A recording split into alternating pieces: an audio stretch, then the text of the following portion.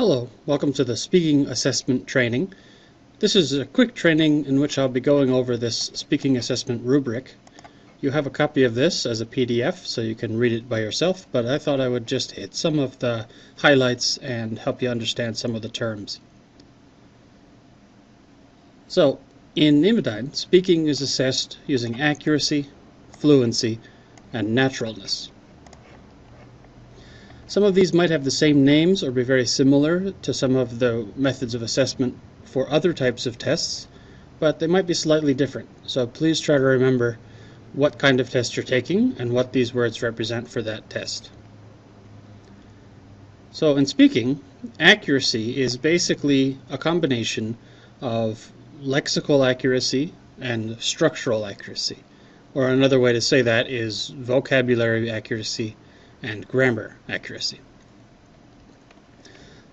Here's our example. You might have seen this example before otherwise. So let's say a 9-year-old boy, he gets up in the morning and he goes downstairs and he sees his mother in the kitchen and she says, "Morning, hon, what do you feel like for breakfast?" So if he says, "Can we have pan breads?" this is an inaccurate response. Pan breads is not a correctly formed English word, so this is lexically inaccurate, or vocabulary-based inaccurate. If he says something like, "to eating pancakes," or "we would to eat pancakes," these are both lexically accurate, right? These are all words, but it's grammatically or structurally inaccurate. And so this last example, which I labeled number 3 again for some reason, should be level 4, sorry. This example would be structurally and lexically accurate. Alright, can we have pancakes? Notice that some grammar textbooks will say this should be, "Can I have pancakes?" But I think this is more natural because, if he eats pancakes, probably his mother's also going to eat pancakes, and his father or his siblings or whatever. So I think this is a perfectly fine answer. So remember, when you're looking at accuracy, don't get stuck about textbook accuracy or what the grammar textbooks tell you. Think about how normal is it, how accurate is it to the way people normally speak. Alright, so again, accuracy is lexical accuracy and grammatical accuracy. So the next element is fluency. Now fluency is pretty much the same as every other type of test at Imedyne. Fluency is just the tempo and the flow at which they speak and how many pauses they make and how natural those pauses are. I've put some links here for videos. I'm not going to play the video here because then we'd be making a video of people watching a video and it would be strange. So go ahead and watch these in the PDF. You can click on it and the link will pop up. The only thing to really remember about speaking is that pronunciation is a little more important than in some other types of tests. But remember also that it's not really going to be perfect. Up until like a level 5, it's not going to be perfect. So don't get too stuck on pronunciation, but do pay attention to it in speaking. It's pretty important for speaking. Alright, and the last element is naturalness. So naturalness is the conformity to the situation, or it's how normal or how natural is the answer. Remember that something can be perfect lexically and grammatically, it can be very accurate, and it can be spoken beautifully, so they have very good fluency, but it can still be a very unnatural thing to say in that situation. And so that's where this naturalness comes in. I've given you a little like a quiz or some examples here. On the left is a situation, and on the right is a bunch of things that somebody might say, and you can sort of match them up. We can do the first one by ourselves here. So the situation is a young man is asking a woman out on a date. Alright, so A, "I can do Sunday. Do you do Sundays?" It's not very natural. We don't really know what "do" here is, and it's not really fitting the situation. B, "I would love it if you could make it on Sunday, if you're free." All right, love. You don't want to be talking about love to a girl you're trying to ask out on a date. She'll get scared and run away. Um, C. So, are you busy this weekend? Maybe Sunday. All right, this one sounds like it might work. This one's fairly normal. D. Sunday. Now, okay, maybe if this young man is like super handsome and sexy and rich or something, he can walk up to a girl and just say, Sunday, and she'll go out with him, but for the rest of us, I don't think this is going to work. And then, I might need you on Sunday. Well, okay, you're going to need me for something that's a little bit scary. He might be a murderer. So I think C is the best answer. So C matches with number 1 here. By yourself or with your other testers, please go ahead and try to match the rest. Now, it's not super important, these little shades of meaning of English, but do think about it in your language. You know, if a young man is talking to a woman, what kind of language, what kind of words, what kind of politeness, how casual or formal, all that kind of stuff. All right, so those are the 3, right? We talked about accuracy, we talked about fluency, and we talked about naturalness. So let's look at those for each level. I'm not going to read the whole thing because you can read, but I will cover some of the highlights. So a level 1 speaker, what we call elementary proficiency. Oops. Sorry, my screen's set to dim here. Right. A level 1 speaker has elementary proficiency. And by that we mean that they're really kind of at the sentence level or the memorized sentence level. They might know a lot of sentences, but they're not very good at putting them together, or they're not very good at changing them or modifying them. You know, one of the famous elements of a level 1 speaker is they only know one answer to the question, how are you? Right? If you say, how are you? They say, I'm fine, thank you, and you? And they don't really know how to answer that question any other ways, and they don't know how to change that sentence, I'm fine, thank you, and you. This is what we call rehearsed material. It's almost like they've memorized a phrase book, or they've been using Rosetta Stone or something, and it gives them a lot of sentences that they know, but they're not very good at manipulating them.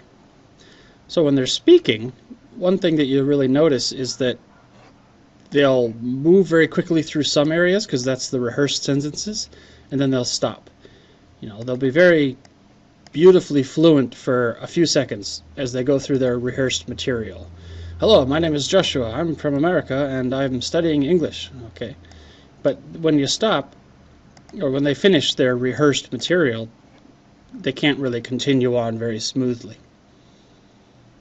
All right. They can do some sort of minimum courtesy requirements. They might know the difference between, you know, calling someone Mr. Smith or Dr. Smith, but they're going to get a lot of that wrong. They're going to get confused. They're going to make some sort of embarrassing or sometimes offensive comments without really understanding it. All right. And again, I've put an example for each of these for speaking, but I'm not going to play it here because of the video thing. So for level 2, we call this limited working proficiency. This person can do sentences, generally, and they can modify sentences. They can deal with problems that come up. You know, if they are, I don't know, ordering food in a restaurant, and they ask for the steak, and the waiter says that they're sold out, they can understand that, and they can change, and they can, you know, ask, well, what do you have? You know, they can deal with the situation. A level 1 really runs into much more trouble if there's some kind of surprise or some kind of difficulty. One thing about level 2s, though, is they're not really doing paragraphs yet. They might have a lot of sentences, and they can give you a lot of very good sentences. But you'll notice those sentences, they're only minimally cohesive, right? They only kind of go together a little bit. They use a lot of and, you know. My name is Joshua, and I live in California, and I'm very old, whatever. They don't they can't tell a story very well at level 2 because that requires too much cohesion, too much, and you'll never guess what happened next and later on, or all that kind of stuff. They don't really do that at level 2. If a level 2 gives you a whole paragraph full of sentences, usually you can move those sentences into any order you want, and you don't lose much meaning. A level 2 will say, "My name is Joshua, I live in California, I am married, I have 2 cats, I like Japanese language, I don't like broccoli." It's a paragraph, but it doesn't really flow together. It's disjointed, it's not cohesive. This part about high frequency utterances for language, this just means very commonly used words. So they know most of the common words that you need in a daily life, but once you get into uncommon, unusual, they start to run into troubles. They don't really know a lot of specialized vocabulary or even like work-related vocabulary. Another big hallmark of level 2, a difference from between 2 and 3, is that level 2 is making mistakes, and those mistakes disturb native speakers. Right? Native speakers can't understand level 2s very easily. They get the wrong information. Sometimes they'll get offended by level 2s. A level 3 is still making mistakes, but their mistakes are not causing this kind of problem. A level 2 in English might confuse he and she, might use the past tense instead of the present tense, or maybe they'll use the future. They'll say, "I lived in California," when they meant to say, "I'm living in California," and that kind of thing will confuse native speakers and disturb them. A level 3 will still be making mistakes, but they won't make mistakes that cause this kind of problem. Alright, naturalists, yeah, so like we said. Level 3, general professional proficiency. These guys are pretty good. Level 3 basically don't bother native speakers. Native speakers are fine with them. Sometimes level 3 is called near native proficiency. Remember that most native speakers of any language live most of their day using level 2 language. Only occasionally do they have to use level 3 language. And some of them can go on to level 4 and some can't. Right? But a level 3 speaker, can live. They can do their stuff. They can get by, they can go to the bank, they can go shopping. There's still some things that they're going to run into trouble with. They're still going to be making mistakes. They're still obviously foreign. But, they get by. They're not going to die if they try to live in the country. So, like I said, errors virtually never interfere with understanding. That kind of thing. One thing you get to notice, though, about level 3s is they're not really going to get cultural references. They're not really going to get proverbs. They might have a couple memorized idioms, but if you ask them to really explain them or translate them or something, they're not really going to be able to do that very well. This kind of stuff is beyond level 3. Naturalness, yeah, so they can deal with most kind of day-to-day things. They know to be polite to their boss and polite to their wife, and they know to be casual with their friends, and they're not too polite, they're not too casual. They make some mistakes, but they generally get by and they don't annoy people.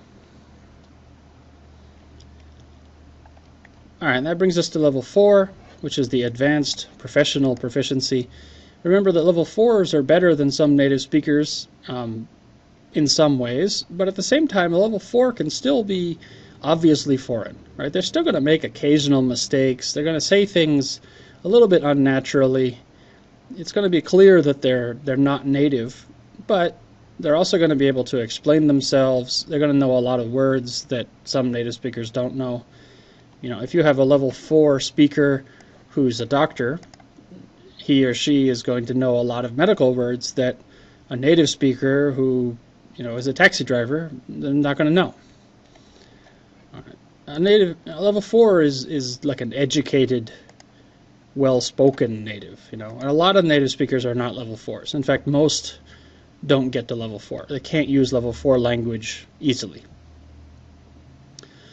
But notice, you know, they're still going to make a few mistakes at level 4, and they're still going to seem foreign occasionally. They're still going to have an accent. They're going to sound a little bit foreign, you know. So don't expect perfection from level 4. Okay. And I didn't even put level 5 here because you're just never going to see a level 5. But if you want to go on and read more, go ahead and check out this gov.ilr.org, and this is ILR Scale 2. Alright, I've given you this PDF, and all the links work in the PDF, so you can go ahead and read it on your own. But this little video just wanted to cover some of the main points, and then I'd like you to participate in the norming session, which we'll do together. And in that session, we'll be watching some videos of people speaking, and we'll be discussing what level they are. Alright, that's all for this video. Thank you for watching.